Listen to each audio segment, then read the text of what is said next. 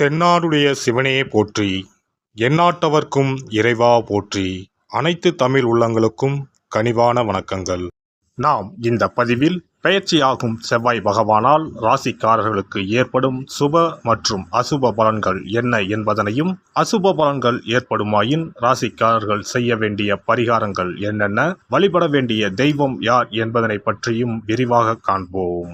உங்கள் வாழ்வில் வளமும் நலமும் செல்வ செழிப்பும் பெற்று வாழ்வில் உயரிய நிலையை அடைய எல்லாம் வல்ல இறைவனை வேண்டி விரும்பி கேட்டுக்கொள்கிறேன். செவ்வாய் பகவான் சகோதரக்காரகன் ஆவார். சிவப்பு நிறத்தின் அதிபதி, ஆண் கிரகம், அதிலும் தைரியமான கிரகம்.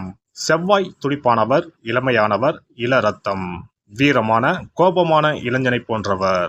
எதற்கும் பயப்பட மாட்டார், துடிப்பானவர். தைரியத்தையும் வீரத்தையும் குறிப்பவர் செவ்வாய் பகவான். இவர் கிரகங்களின் தளபதியாக கருதப்படுகிறார். செவ்வாய் பகவான் மேசம் மற்றும் விருச்சிக ராசிகளின் அதிபதியாக உள்ளார். ஒருவருடைய ஜாதகத்தில் செவ்வாய் சுபஸ்தானத்தில் இருந்தால் அந்த நபர் வீரம், தைரியம், ஆற்றல் மற்றும் சக்தி வாய்ந்தவராக இருக்கிறார். அனைத்து கிரகங்களும் ஒரு குறிப்பிட்ட காலத்தில் தங்கள் ராசியை மாற்றுகின்றன. இவற்றின் தாக்கம் அனைத்து ராசிகளிலும் காணப்படும். செவ்வாய் பெயர்ச்சியும் அனைத்து ராசிக்காரர்களின் வாழ்விலும் ஒரு குறிப்பிடத்தக்க தாக்கத்தை ஏற்படுத்தும்.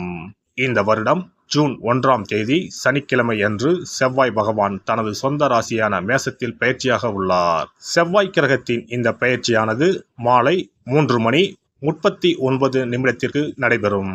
செவ்வாய் பகவான் ஜூன் 1 முதல் ஜூலை 12 வரை மேசராசியில் இருப்பார். மேசத்தில் ஏற்படும் செவ்வாய் பெயர்ச்சியானது ருச்சக ராஜயோகத்தை உருவாக்கும்.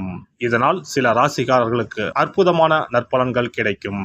செவ்வாய் பகவான் மகர ராசியில் அல்லது அதன் சொந்த ராசியான மேசம் அல்லது விருச்சகத்தில் இருக்கும்போது இந்த ருச்சக ராஜயோகம் உருவாகிறது. இந்த அற்புதமான சேர்க்கை ஏற்படும் போது அதன் செல்வாக்கின் கீழ் உள்ள ராசிக்காரர்கள் மிகவும் தைரியமாக, துணிச்சலாக மாறுகிறார்கள். சமூகத்தில் அவர்களின் கௌரவம் அதிகரிக்கிறது. பணிபுரியும் இடத்தில் தனி மரியாதை கிடைக்கிறது. இனி செவ்வாய் பெயர்ச்சியால் ஏற்படவுள்ள ருச்சக ராஜயோகத்தால் அதிகப்படியான நல்ல பலன்களை அடைய உள்ள ராசிகளை பற்றி காண்போம். எந்த ஒரு வேலையையும் ஒரு முறைக்கு பலமுறை யோசித்து செய்து வெற்றி காணும் மேசராசி அன்பர்களே, இந்த பெயர்ச்சியால் மனதில் உற்சாகம் அதிகரிக்கும், மகிழ்ச்சி உண்டாகும், முயற்சிகள் சாதகமான பலன் அளிக்கும், பணவரத்து கூடும், வயிறு சம்பந்தப்பட்ட நோய்கள் வரலாம், உணவு கட்டுப்பாட்டில் கவனம் தேவை. தொழில் வியாபாரம் தொடர்பான காரியங்களை இம்மாதத்தின் மத்திய பகுதியில் செய்வது நல்ல பலன் தரும். வாடிக்கையாளர்கள் பற்றிய வீண் கவலை ஏற்பட்டு நீங்கும். உத்தியோகத்தில் இருப்பவர்களுக்கு பணவரத்து திருப்தி தரும். ஆனால் எதிர்பார்த்த அளவுக்கு இருப்பது கடினம். பணி நிமித்தமாக வெளியூர் செல்ல வேண்டி வரலாம். குடும்பத்தில் வீண் குழப்பம் ஏற்பட்டு நீங்கும். வாழ்க்கை துணையுடன் வாக்குவாதத்தை தவிர்ப்பது நல்லது.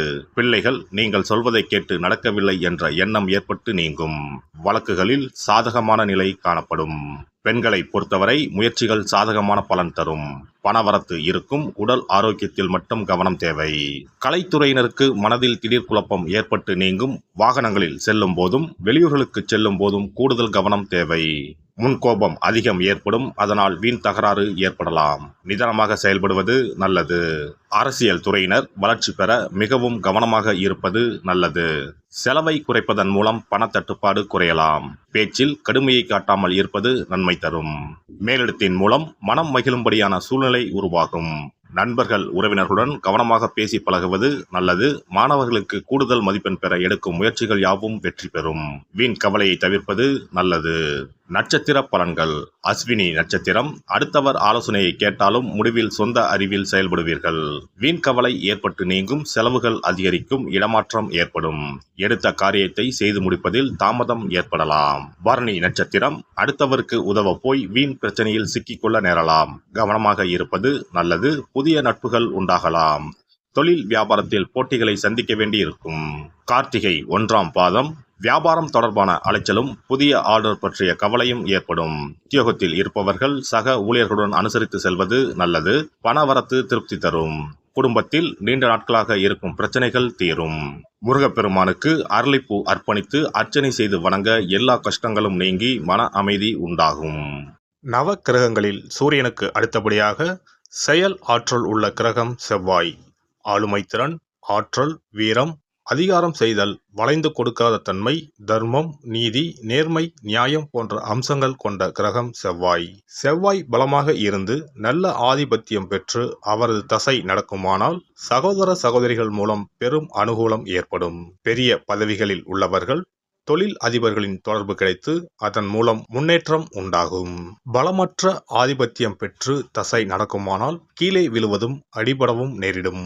வாகன விபத்துக்களை சந்திக்க நேரிடும். இரத்த காயங்கள், வெட்டுக்காயங்கள், இரத்த சம்பந்தமான நோய், சித்தப்பிரமை, தலையில் அடிபடுதல் போன்றவற்றை ஏற்படுத்துவார் செவ்வாய் பகவான்.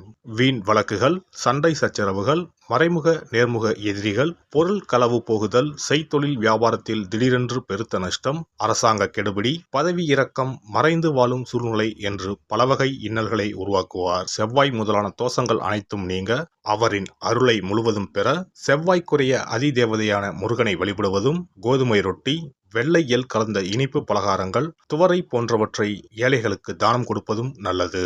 செவ்வாய் கிழமைகளில் விரதம் இருந்து செவ்வாய் பகவானுக்கு விளக்கேற்றுவது, சஷ்டி விரதம், கிருத்திகை விரதம் மேற்கொள்வது, தினமும் கந்த சஷ்டி கவசம் படிப்பது நல்லது. மேலும் செவ்வாய்க்குரிய கல்லான பவளக்கல்லை மோதிரத்தில் பதித்து அணிவது, சிவப்பு நிற ஆடையை அணிந்து கொள்வது, செப்பு பாத்திரங்களை உபயோகிப்பது போன்றவற்றால் செவ்வாயால் உண்டாகக்கூடிய தோஷங்கள் குறையும். செவ்வாய் பகவானுக்கு செய்யும் பரிகாரங்கள் அனைத்தும் முருகனுக்கு உகந்தது என்பதால் முருகனின் திருவருளும் கிட்டும். திருமண வாழ்க்கையில் செவ்வாய் பகவானுக்கு முக்கிய பங்கு உண்டு. திருமணத்துக்கு வரன் பார்க்கும் போது பிள்ளைக்கோ அல்லது பெண்ணுக்கோ செவ்வாய் தோஷம் இருக்கிறதா என்றுதான் முதலில் கேட்பார்கள். அந்த அளவுக்கு செவ்வாய் தோஷம் மிகவும் முக்கியமானதாக பார்க்கப்படுகிறது.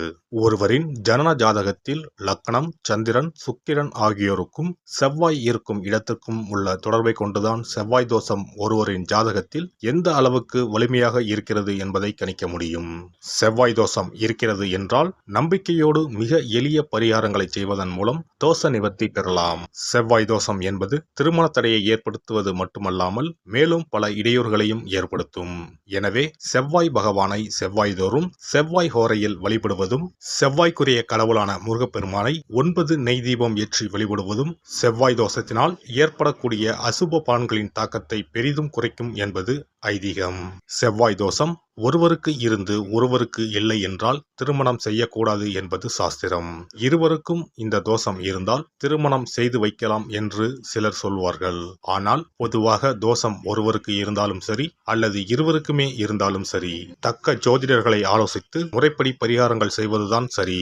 செவ்வாய் தோஷத்தால் திருமண தடை உள்ளவர்கள் வைத்தீஸ்வரன் கோவிலுக்கு வந்து அரசமரத்தடி விநாயகர், ஆதி வைத்தியநாதரை வழிபட்டு ஆலமரத்தை சுற்றி வர வேண்டும். வைத்தியநாத சுவாமி, தையல்நாயகி அம்மன், செவ்வாய்க்கு அதிதேவதையான முருகப்பெருமானை வழிபட வேண்டும்.